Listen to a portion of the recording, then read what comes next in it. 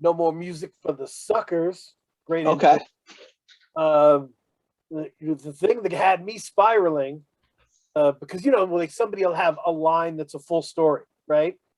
And it lost myself on a tour bus, became an awful fuck, and I was like, ooh, Yeah. that's a story. How did rap tour life affect you? Um, I mean, it's a hard life in general, but like when you're spending like 250 days a year on the road, you sort of don't live in the same reality as anybody else, right? So the things that you're doing are counterintuitive to the things that everybody else in your life are doing. And it all like sort of at the same time your ego is being boosted and built just because of people wanting to be around you, people wanting to hear your music, people wanting to buy your stuff, people wanting to hang out on the bus, people wanting to get drunk with you, get high with you, whatever it is. So you think that everything that's happening to you is more important than anything that's happening to anybody else. So you really just become like a shit about it. Like you don't care about anybody else's lives.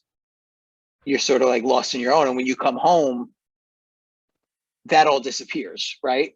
So Mm. you're sort of like, you're used to this nightly high of like, just like everything's going on, everything's happening in your universe at once. You get home, nothing's happening. You know what I mean? So it's like, what do you do to deal with that? How do you cope with that? You go to the bar, you drink till 4:30 in the morning. You go to 7-Eleven on the way home, get a couple of toilet blows, drink until you black out. Like just like that sort of like vicious cycle of need fulfillment and like ego stroking that happens. Like that's sort of what I was referring to. Like I didn't know how to exist as a person in the regular world anymore. And like my connection to the regular world became more and more tenuous as it went on. So I think like, and that impacted the creativity where I think like when I went back into like, I got to like get away from this. I'm going to work.